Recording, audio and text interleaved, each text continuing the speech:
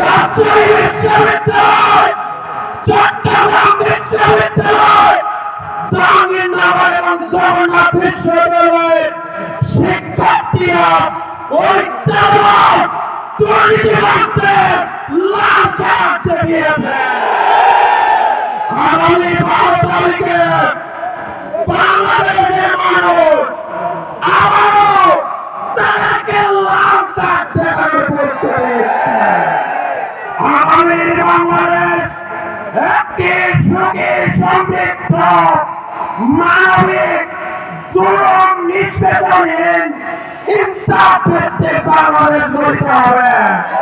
এজন্য সরকার সব যোগ্য দেশপ্রেমিক নেতৃত্ব বাংলাদেশ জামাত ইসলামের শহীদ আমির জামাত মাওলানা মতিউর রহমান নিজামীর শহীদ সেক্রেটারি জেনারেল আলী হাসান মোহাম্মদ মুজাহিদ সেই 1 থেকে 6 জোট সরকারের যে সীমাহীন দুর্নীতি অপসারণ সেখান থেকে 2 জন মন্ত্রী 3টি মন্ত্রণালয় চালিয়েছেন 1 পয়সা দুর্নীতি প্রমাণ করতে পারে। আপনারা জানেন সেই মঈনুদ্দিন ফখরুদ্দিনের আমলে যখন দুর্নীতির বিরুদ্ধে জিরো আইন ঘোষণা করেছিল ওই জাতীয় পার্টির আওয়ামী বিএনপির যে সিংহভাগ এমপি মন্ত্রীদের নামে দুর্নীতির মামলা হয়েছে, জেল খেটেছে, কিন্তু আমাদের নেতাদের একজনের নামেও 5টি টাকা দুর্নীতির প্রমাণ করতে পারে।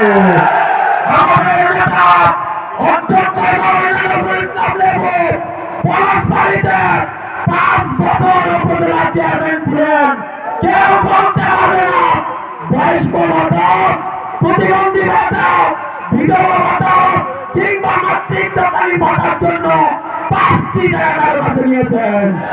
এজন্য অধ্যক্ষ মাওলানা নজরুল ইসলাম লেবুকে বিশাল ভোটে এমপি নির্বাচিত করার জন্য স্বাধীনতা থেকে প্রস্তুত।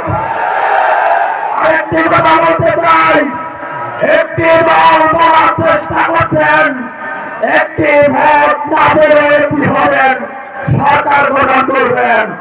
আমরা বলতে চাই এটি 24 পরবর্তী বাংলাদেশ।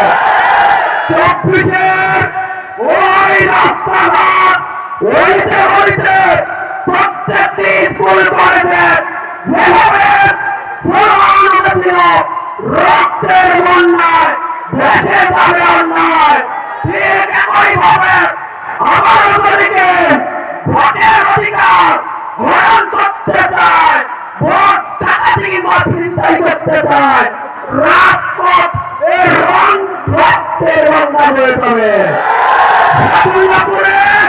রক্তের রঙা হয়ে যাবে, কিন্তু একটি ভোটের একটি আমানতের খেয়ানত হতে দেয়া হবে না। স্বাধীনতাবাসী স্বাভাবিক মাতৃকার জন্য প্রস্তুত। দেখা হবে বিষয়ে বাংলাদেশ জিন্দাবাদ, বাংলাদেশ জামাত ইসলামী জিন্দাবাদ, অধ্যক্ষ মাওলানা নজরুল ইসলাম লেবু জিন্দাবাদ, দাড়িপাল্লা জিন্দাবাদ।